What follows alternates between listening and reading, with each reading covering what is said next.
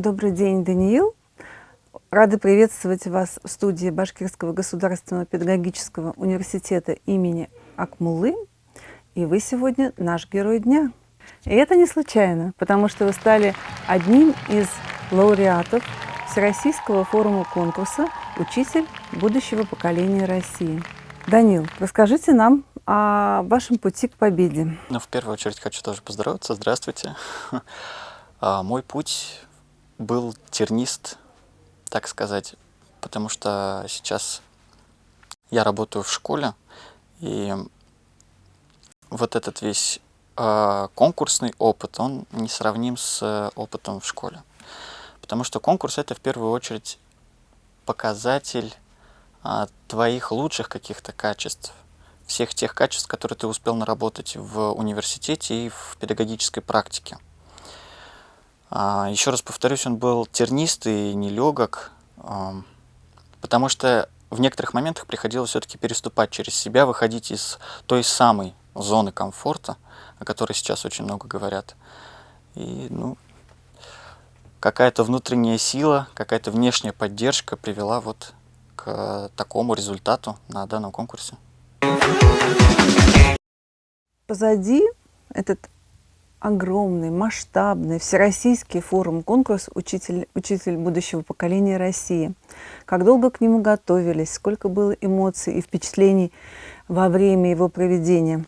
Может быть, у вас есть какие-то памятные моменты или то, что вам особенно запомнилось? И поддерживаете ли вы отношения с конкурсантами? Начнем с того, что подготовка действительно шла плодотворной. Мне позвонили во время урока и предложили поучаствовать. Я засомневался, потому что загруженность в конце года большая, но в глубине души я очень хотел участвовать. Сначала был вузовский этап, спокойно, без лишних каких-то моментов. Я его преодолел и уже вышел на всероссийский этап. Подготовка, как я сказал, была плодотворная, потому что я понимал эту ответственность показать свой вуз, ответственность показать, не только вуз, а в целом педагогическое, студенческое сообщество именно нашей республики.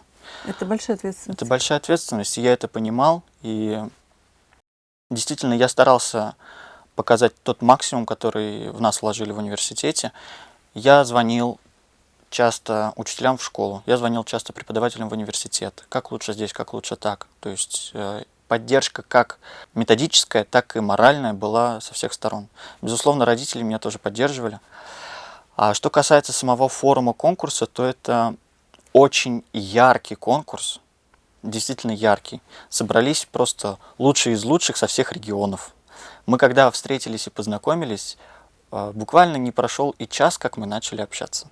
То есть видно, что люди действительно педагоги, и начать общаться для них не составляет труда.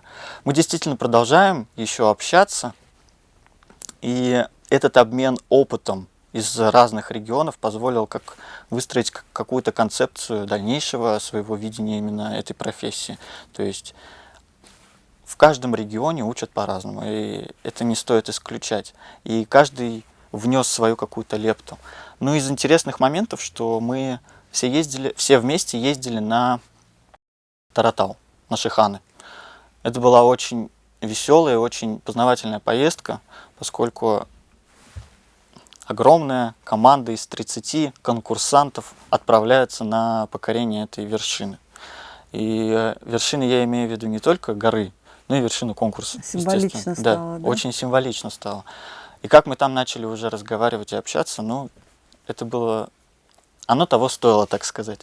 И красота нашей природы башкирской, безусловно, она тоже да, способствовала. Да. Ко мне подходили ребята и говорили: «Господи, как у вас красиво!» Я говорю: «Да, приезжайте к нам еще, мы будем рады вас видеть». И в продолжении мы до сих пор общаемся, передаем друг другу привет. И не так давно у одной из конкурсанток был день рождения, мы засняли большое видео поздравления со всех регионов России. Это от Чечни и до Дальнего Востока, так сказать. Ей было, безусловно, приятно, а нам было приятно, что мы так общаемся. Здорово. Тогда мы вернемся, наверное, к истокам. Как вы решили пойти учиться в педагогический вуз? Кто повлиял на ваш выбор? Может быть, у вас в роду есть учителя? Почему вы решили стать учителем? Ну, у этого вопроса, наверное, будет ответ с предыстории. Когда-то в 6 классе, после урока математики на перемене, меня на меня нахлынули какие-то такие жесткие эмоции, и я сказал, что я ни за что и никогда не буду учителем, особенно математики. Но, как говорится, никогда не говори никогда. И время от времени, выбирая профессию, мне всегда приходило в голову, ну, не получится там, я точно смогу работать учителем. То есть вот эта уверенность, она копилась во мне в школьные годы. И в 11 классе, уже перед тем, как выбирать экзамены, я осознанно подошел к выбору вуза, осознанно подошел к выбору профессии, что я действительно пойду в учителя. Мне это интересно, у меня это получается, я, в принципе, люблю работать с детьми. Ну, как когда-то сказал бывший ректор, наш Раиль Мерваевич, если вы не любите детей, вам незачем сюда идти. Вот, наверное, потому что я люблю детей, люблю с ними работать, поэтому Это я выбрал. главный ответ на вопрос «почему?». Были ли в вашей жизни учителя и наставники, которые помогли вам определиться с профессией? Безусловно, у любого человека есть пример, которому он следует. А этот пример называется наставник. В моей жизни, в моей школе были такие учителя, которым я подражал и подражаю до сих пор.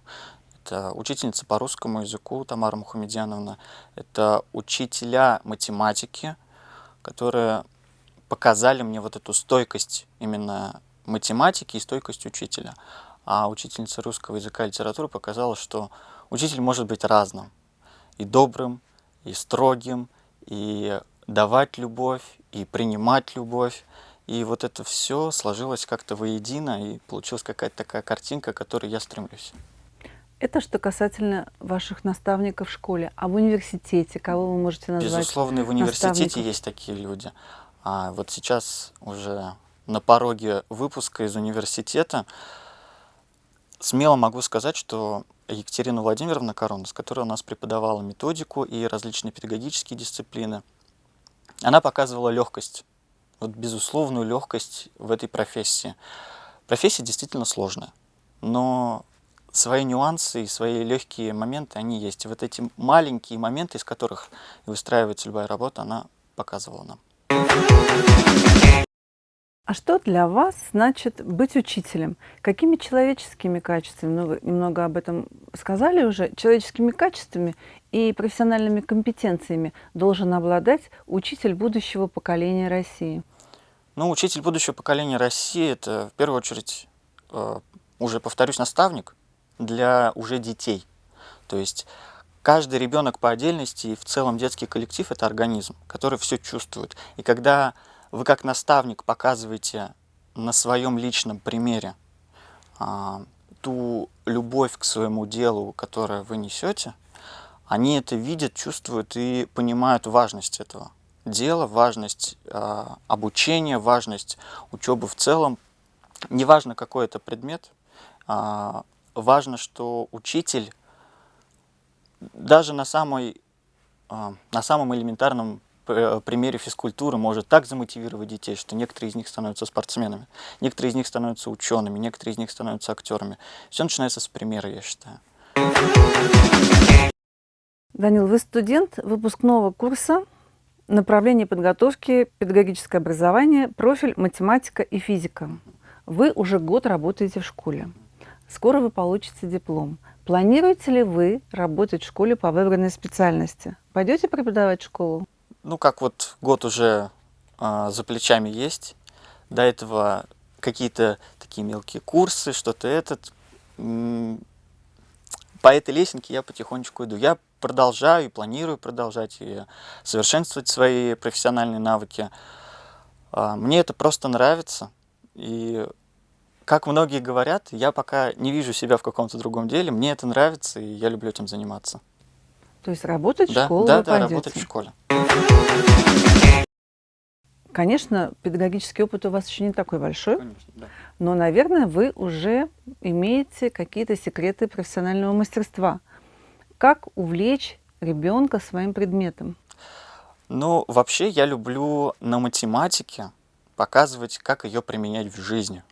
То есть Прикладная всегда говорят, функция что математика — это все из наука. жизни, все взято из жизни. Но многие говорят, что вот были математики, они придумали себе науку, ей занимаются. Но на самом деле нет. Это просто природа подсказала людям, и они как раз-таки открыли эти законы.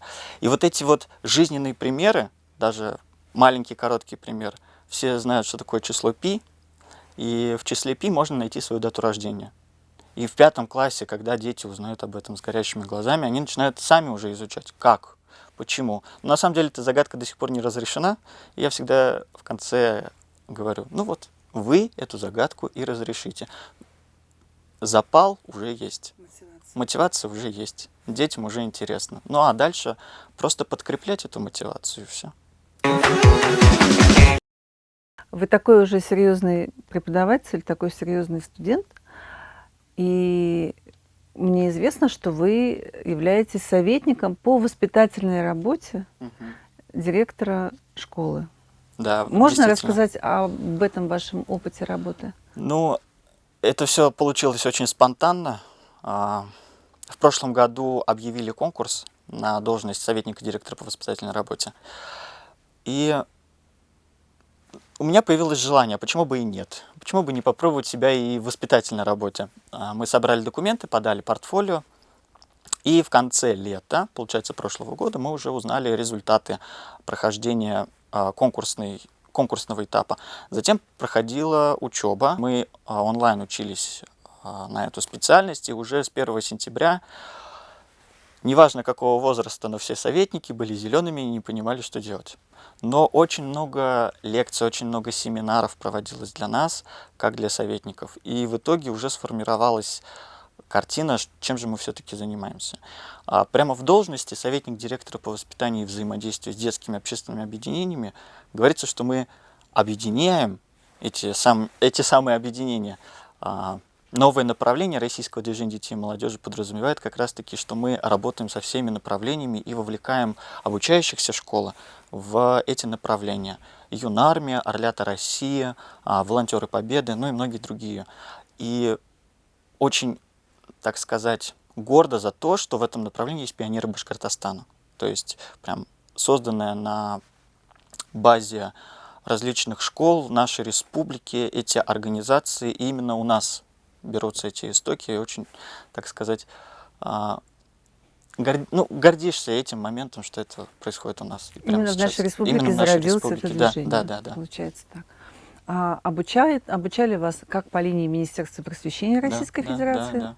так и в университете. Вы тоже обучались? Нет, в университете я не обучался, потому что это было позже. То есть Курсы уже были позже. курсы, когда начались, да, в университете, у меня уже была корочка, я уже полгода работал советником директора, да. Это интересно? Насколько это интересно? Как вы работаете? Вы работаете с детьми какого возраста? Мы работаем с детьми любого возраста. Неважно, маленький ребенок, это первоклашка, или уже вот-вот переходящий на ступень высшего образования 11-классник. Работа сложная. Донести до каждого ребенка, что он может заниматься действительно чем он хочет. Направлений очень много. Искусство, творчество, научная сфера, спортивная сфера.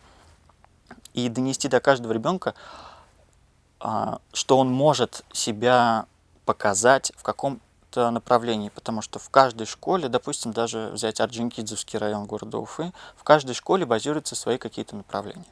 И вот по каждой школе мы работаем. Как совместно, так и по отдельности. То есть индивидуальная работа, она выстраивается, командная работа выстраивается именно с детьми и советниками учреждений района, образовательных учреждений района.